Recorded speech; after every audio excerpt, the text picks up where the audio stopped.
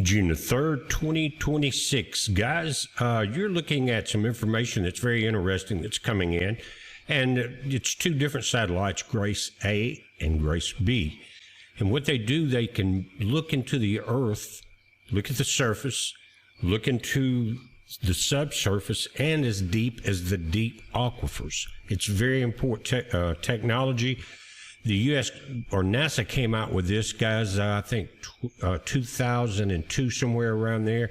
And they've done some upgrades, and they've joined Germany and I think maybe India, a couple other nations in adding to the technology.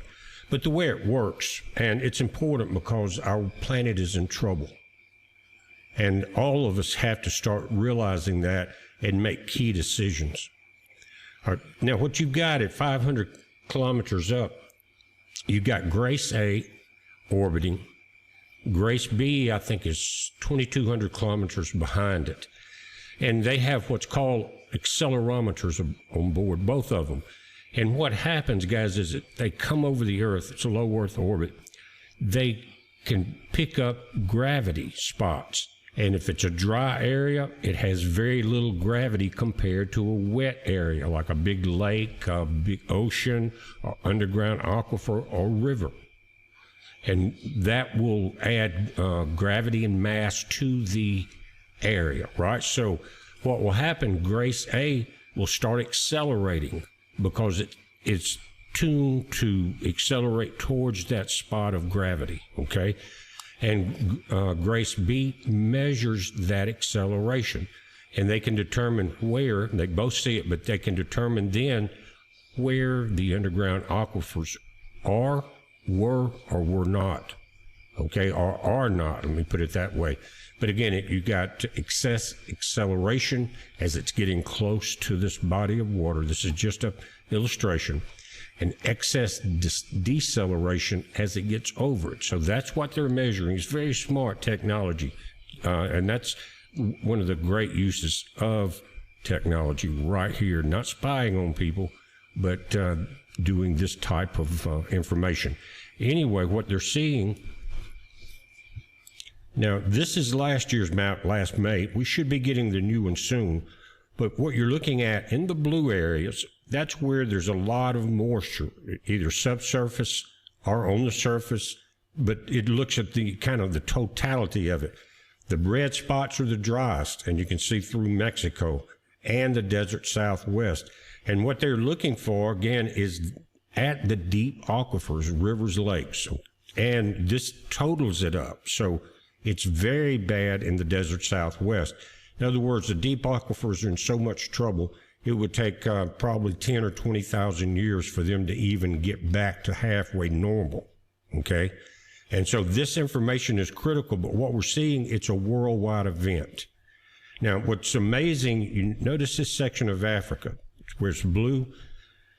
3 or 4 years ago, we started talking about, I did a video talking about the intertropical convergence zone moving north up through Africa by 150 miles. It was reported by European news also.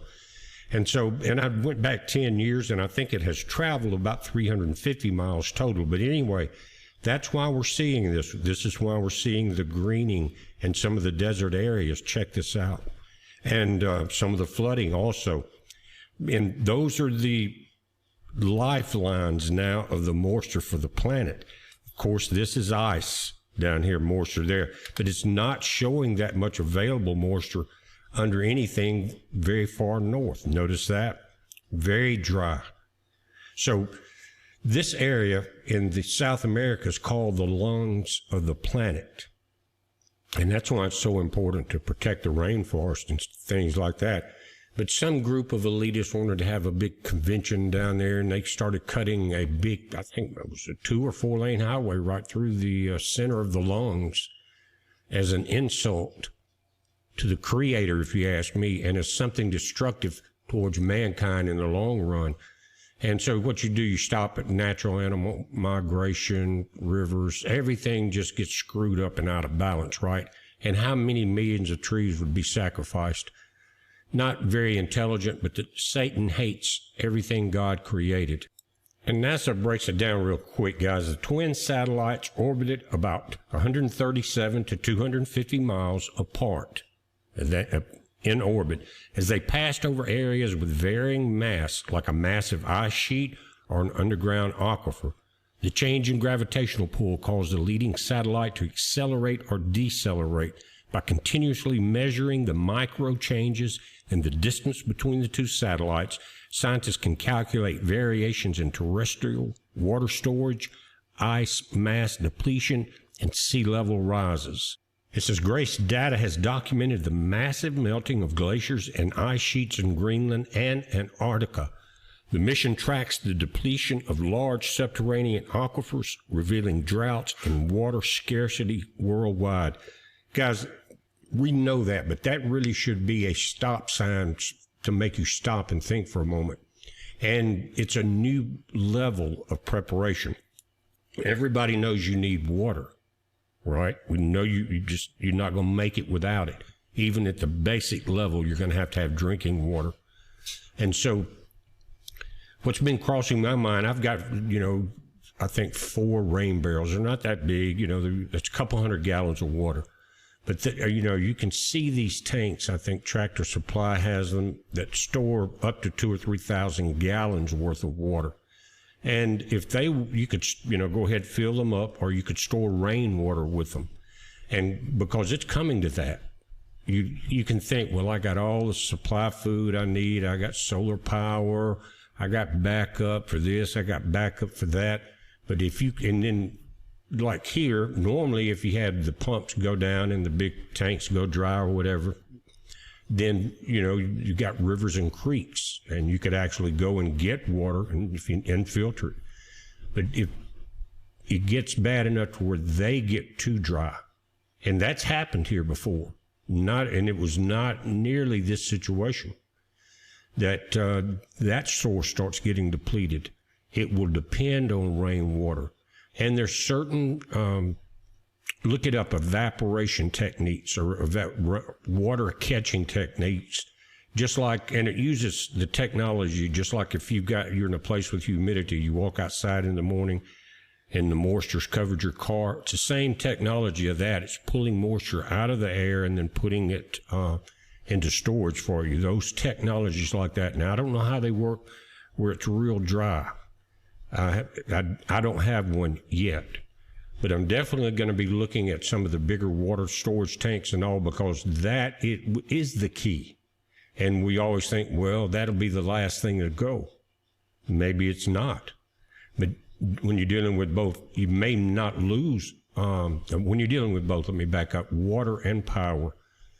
And Katrina was a perfect lesson. 2 weeks without water because there was no power for the big tank. There's a pump that sits at the bottom, huge pump that pumps water up to the tank. Without electricity, it couldn't work. Well, so they're tied inexplicably together, just like Meade, Powell, and downstream. So even so we had intense drought. The data centers are spreading state to state, guys, and they start putting this 24/7-hour strain on a grid that is made only for nighttime cooling, so that it can cool off the circuits and the copper and the transformers. Well, when those start going, even if you got a little water, you're going to have more trouble getting it. It won't, more than likely won't be coming into your drain unless you have a pump off-grid with a solar system and a pump, okay, and a well. So right now, and this, I'm old, I've been around, I've seen a lot of things, but this right now is the most important thing in this watchman's mind, is the fact that food is important, but without the water, it doesn't matter very long, does it? Your organs start drying up. And if you're in the place like the desert, they start drying up really fast, and you die from that organ failure. You just can't make it without it. Our body is 80-something% water, maybe more than that. You can't make it. We are a water-based entity, basically. The whole planet is. But it's just like you see in some of the books where evil empires trying to destroy everything, the trees and everything else, just destroy everything that's good. That's what we're seeing now with people like the big data center developers and owners and real estate people involved in that, and the greedy mayors and governors that are getting their ledgers their private ledgers padded by the people wanting to come in and destroy it. But there's a thing in Revelation that says, I will destroy those who destroy the planet. They don't read that part. That scares them because they know it's true. Now, going back to grace for a minute, every 30 days, the scientists compile the distant measurements to build a global map of Earth's gravity field.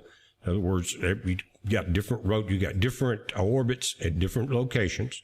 But by comparing 1 month's map to the next, they identify areas where mass has gained or lost weight over time. Because Earth's solid crust does not change rapidly on a monthly basis, variations in gravity are almost entirely driven by the movement of water. To isolate groundwater specifically, scientists must calculate and subtract all other water weights using a basic mass balance equation. Guys, and they have to, again, that includes evaporation and all of that.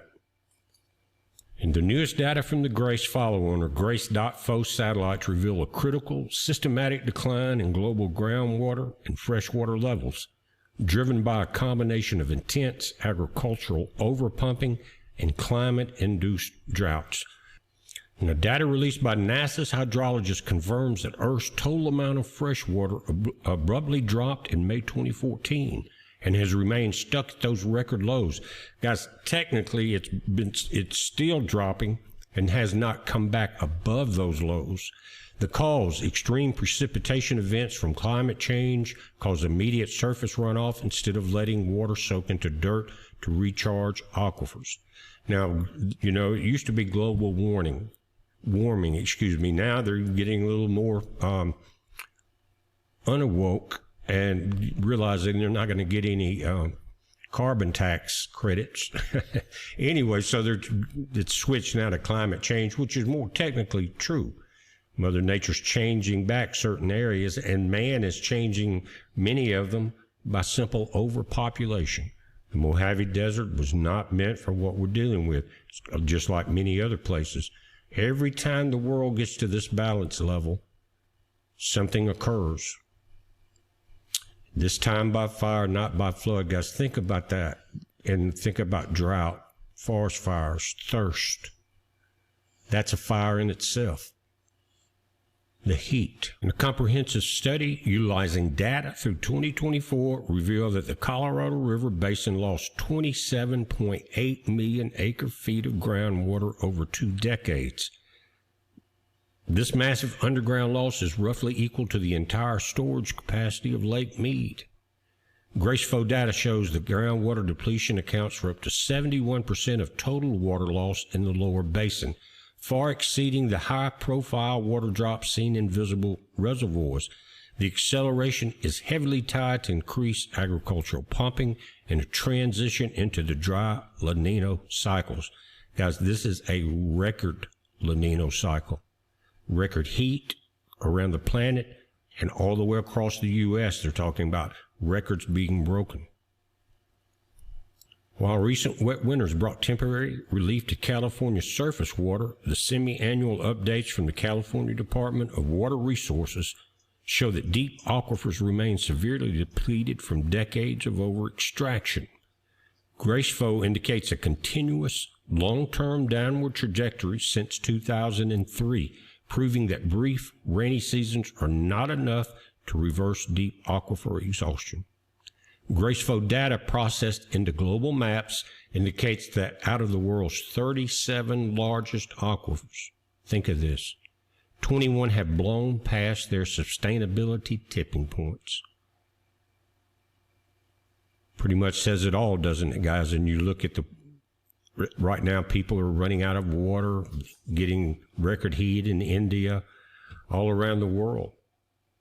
And it's just, 21 out of 37, that's not good at all. And that's not saying that how the other group, that is not in the list of 21 is doing yet. But maybe they haven't been tapped. Maybe they're not past their sustainability tipping points.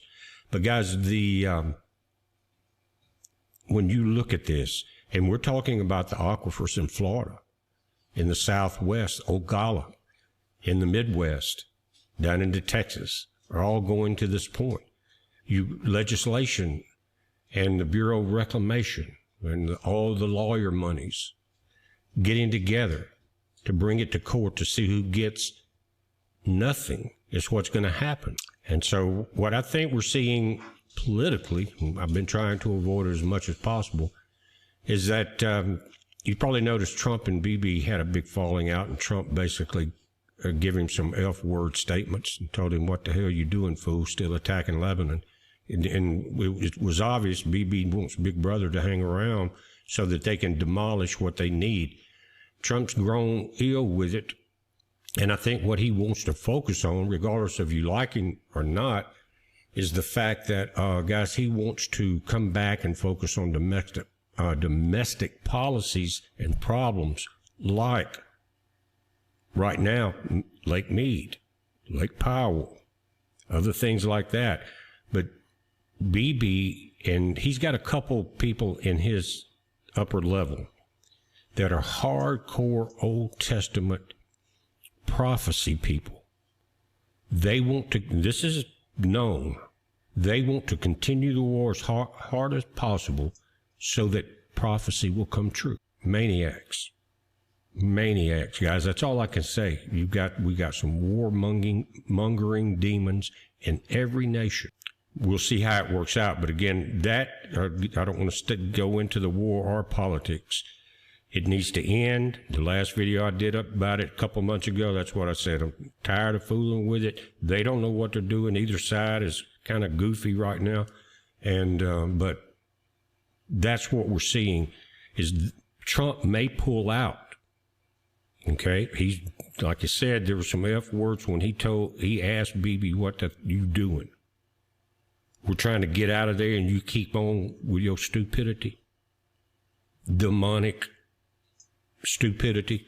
And so if he pulls out, we're going to see some very angry countries start to feel the vacuum that the U.S. left. And you know what that leads to. The earth is in a very different time. We are possibly approaching the end of an earth age. So, and look, there's not anybody listening to this that are going to give up, or you wouldn't be looking for research and information and videos like this. We're not going to give up, so what do? You plan not to fail. You don't fail to plan. And I didn't bring up the water situation and the water storage as a casual statement. It may be the thing that saves your life. I know some people will listen to it, think about it, and then go on with their life. You've got a lot of problems. I understand it. Some of you, though, are going to start looking into I think Tractor Supply may be on the, pricier end. I haven't really looked much yet, but, you don't want just any plastic. You want something to store water. And you need to have as much of that as you can. And past that point, I want you to start looking into, just look at YouTube videos and things like that on how this water collection from the air works. It's like a passive system, drains down into a storage area.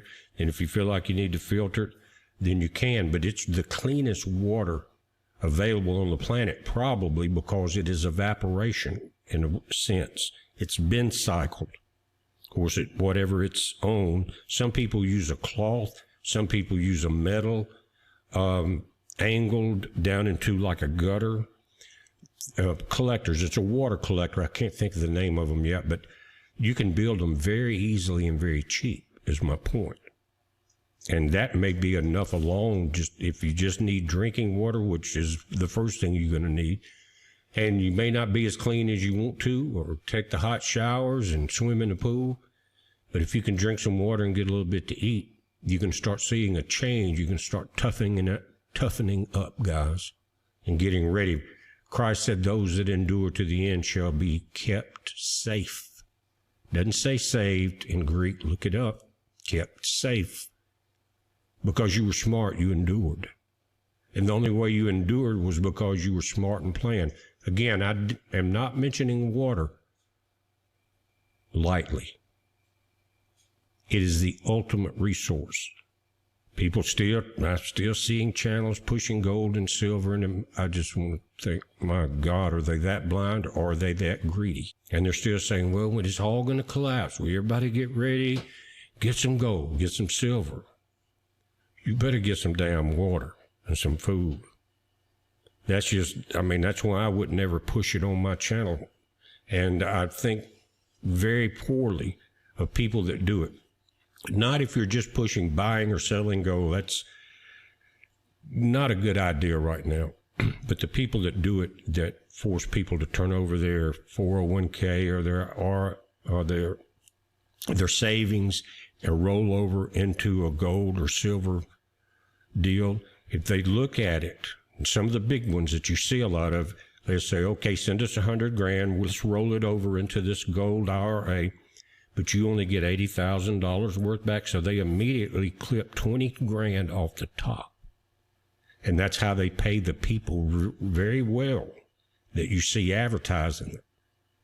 That's how they get them to advertise it, because the people, some of them you thought you could trust, some of them are selling you out. And that should tag anybody for you. If you want to see how a person is, would they steal your life savings so they could get the cash and a trip, vacations? Because they get a big portion of that $20,000.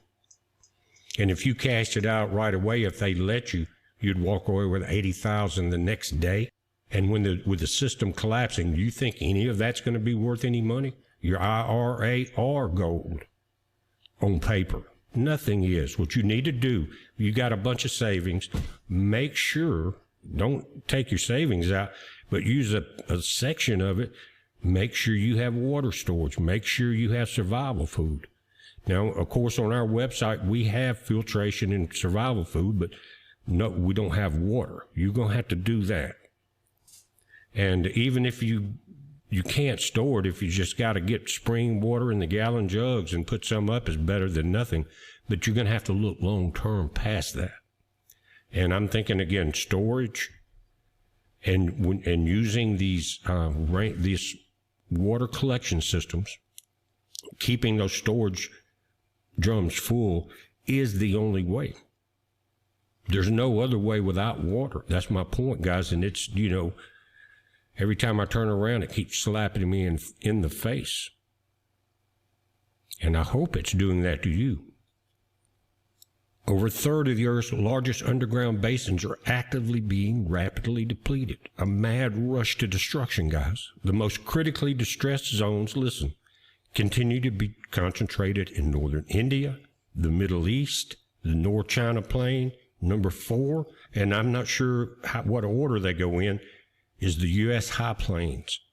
Not the Mojave Desert, which is in trouble, but the U.S. High Plains, guys, is the wheat belt. And what wheat they're getting, I saw a report. I think it's on YouTube, the Farm Report or something like that, and it's kind of like a CNBC thing, but it's about farming and the big farmers and the people that deal with the big farmers and everything. And this one guy that he travels, he sounded like maybe 1,000 miles through different states, and he's an analyst and an advisor on wheat and growing and all of this thing and the whole 9 yards. And he's saying he has found very little usable wheat this year in any of those places. The one place he said he saw a little bit, because they didn't nobody got the spring rain, a little bit, he said it was so short that you couldn't use machines to come in and cut it. He said it's that way everywhere. Now, here in the U.S., the newest data from GRACE-FO satellites show that groundwater depletion is highly concentrated in major agricultural basins, with severe long-term deficits persisting despite temporary relief from rainy seasons. And that rainy season, guys, has been very sparse. We are still getting it here. There's a high pressure system to our east. There's one to our west.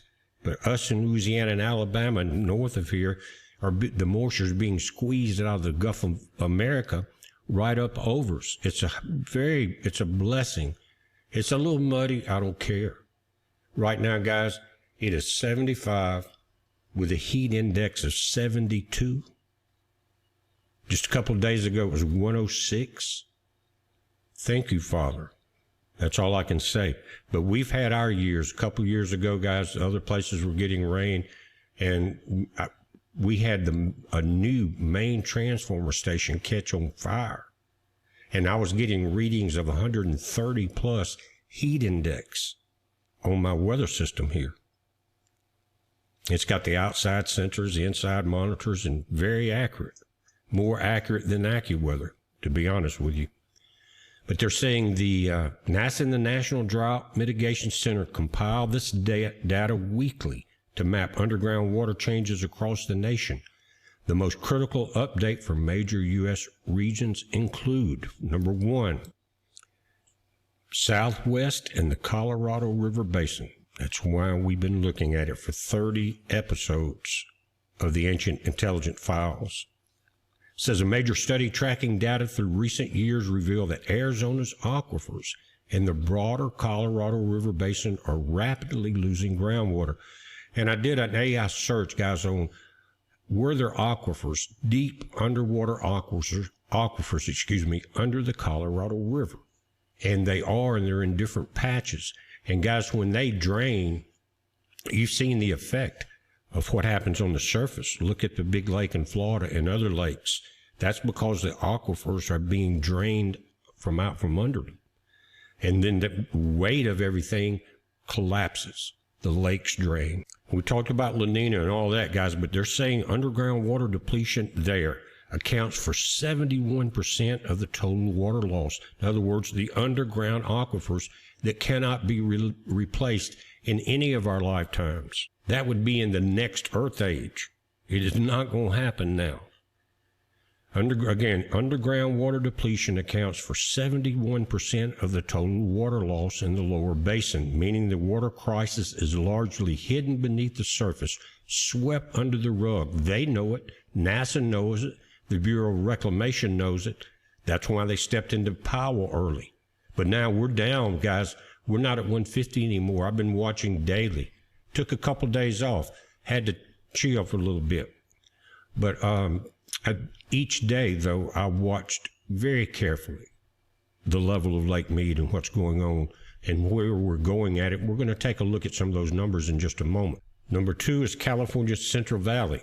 Semi-annual updates from the California Department of Water utilize GRACEFO to track the state's deep aquifers.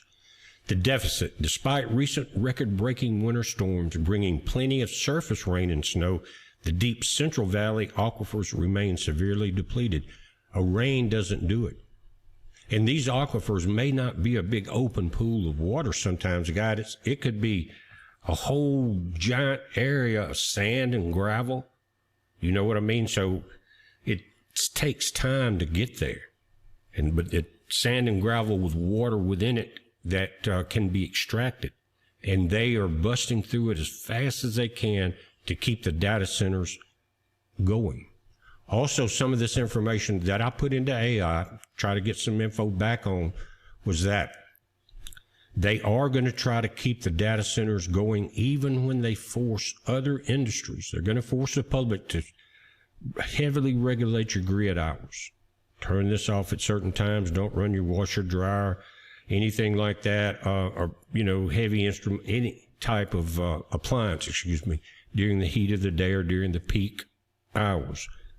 Industry the same way, except AI, because you can't really lose power at those systems. Even though they have backup battery storage and diesel generators and things like that, that's a limited supply.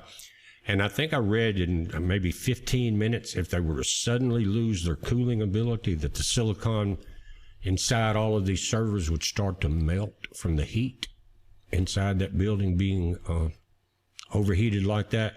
Number 3 on their list is the High Plains Ogallala Aquifer. Data indicates the Southern High Plains aquifer is among the most stressed in North America, not the U.S., North America. Why? Because it's always been the wheat belt and other things.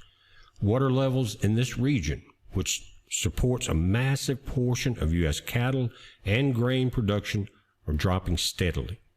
It won't be replaced. It can't be. Graceful tracks a widening deficit as the rate of water extraction for crop irrigation consistently outpaces natural rainwater recharge. Guys, and number 4 on the list that they're tracking is the sinking of the U.S. cities as a visible side effect. Says this latest data correlates directly with the land sinking ground as aquifers are pumped dry. The empty underground spaces compress like a drying sponge. Recent studies utilizing GRACE data show that 28 U.S. cities, including Houston, New York, and Denver, are experiencing measurable sinking directly tied to regional water mass changes. Our Father does have a sense of humor. He sure does. You could add a couple more to that, and it wouldn't hurt anything. Maybe the swamp, but I'm not sure how the water situation is there. Now, guys, here's the latest on me. These are the hourly updates. Starting at midnight, we were 1049.51. Remember, 1050 kicks in tier 2 levels, and it could end up being a 40% depletion of hydropower downstream.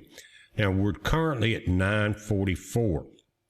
And so this is, again, would be the 10 o'clock report, 1049.44. And you can see through the releases, they were letting out quite a bit, 135 cubic feet per second at 1051. And it slowed down here. And again, I think this is almost computer triggered, depending on what is needed downstream for the power allocation at that moment. And so they're trying to balance it out. But it is, even as they've increased their input by about 1,000 cubic feet from Powell, I'm not sure how they did that. Could have been a little rain in the area. But it's up. And as far as what's coming into Lake Mead, but it continues to drop regardless of what they do. They got to get through this daytime or the morning time where everything's kicking back on for the next day, and then try to start tampering down their output here to balance this off. But it is a slow decline, I'll show you. And this is where it changed, guys. Sunday night, that's what I've got it set back. Between the 10 and 11 p.m. updates, we hit 1049.98, just as we were talking about. Now, looking at those numbers and looking at where we're at today, 1044 is the lowest we've hit so far. That's going to continue to drop. And so we could maybe seeing at least a foot or more a week, maybe 2 foot, depending on how much Powell keeps putting out.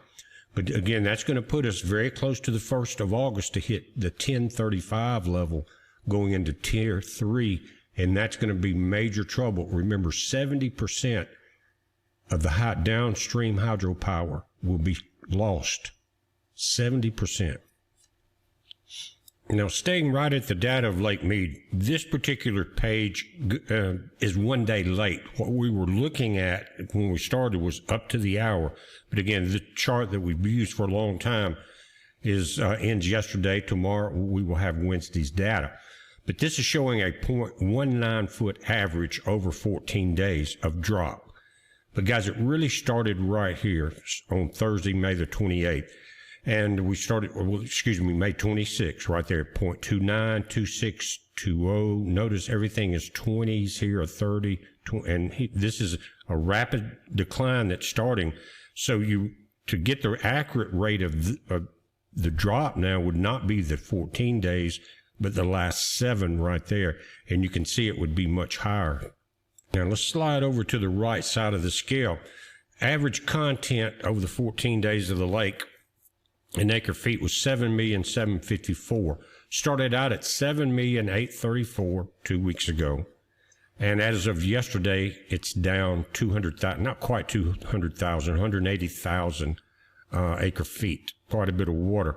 Notice something, we had seen the outflow from Powell stuck at around 699, 7,000 for several days there. And the Bureau of Reclamation had stepped into Powell to keep it from going to dead pool and limited its output downstream just to save its infrastructure. But what we're seeing now is a little bit more inflow. See, the 8,008 started out 7,459 here. So again, these numbers of how fast it's dropping are in a way being artificially propped up by an increased inflow. Some of that may have been, there was a little bit of rain that moved through the valley, not much. I don't think it would be enough to affect this. Or was it a call, and are we going to see the Bureau, which are the Fed, step in and start releasing a little more downstream from Powell to try to keep Meade also from going all the way down, maybe a fine-tuned balancing act here, and who will be the last one to get it? Not sure, but the outflow averaged 13, but guys, see, we were 14 days ago, yes, 1240 as far as cubic feet per second outflow. And so now we're at 1460. So that's why I'm saying, because of this number, are they telling Powell to give me another 1,000 cubic feet per second? Possibly so. Now, one of the more important numbers of the whole thing is even though over the 2 weeks, the average temperature was 90.5. Look at yesterday, 104.5. There's where the beginning of massive evaporation starts. Your first day starts to warm up the surface. Second day, the evaporation starts kicking in. And in that area, you don't get that nighttime cooling because of the heat absorption of a lot of the rocks. So the temp is rising. We're going to see the lake deplete. It could get into 1035 before August 1st. As in, that is the beginning of a vast change. I don't know where the people are going to go, how they're going to survive. And that's exactly what we're seeing. Guys, I switched over to Lake Powell, and they had pretty much limited it around 7,000 for the last month because, again, the restrictions by the Bureau of Reclamations.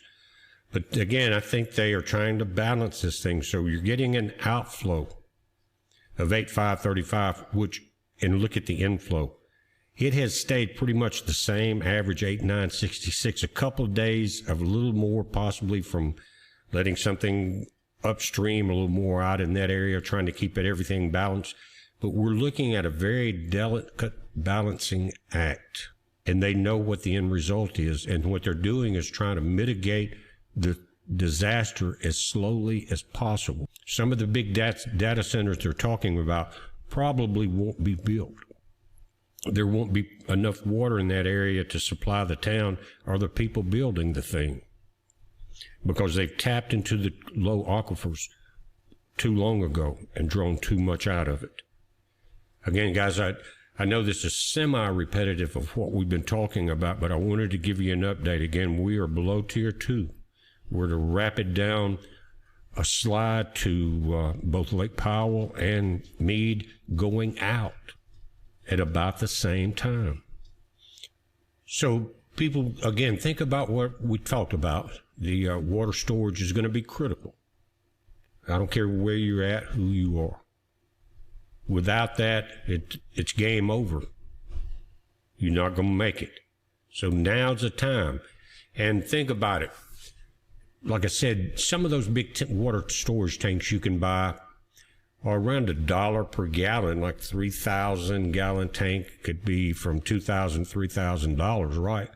But you may have some toys laying around that aren't going to do you any good if you don't have any water to float them on. So think about things like that. Think about sacrificing some unnecessary items if you're not financially able at the time to step forward and get some water storage, and look at what you have, look at what you can trade, swap out, sell, and make sure you got it. The people that are paying attention, a lot of you already have, are going to have this storage capability. Make sure, if it's underground and an above tank, you could actually go out there, cut a valve on, hook a hose to it, run it into your house. But a below ground system, a well cistern, you're going to need a pump. So I advise you to get one of the DC pumps that has the big solar panel with it. You see what I'm saying? If the grid goes down, you've got something very critical. You got a solar pump and you got water.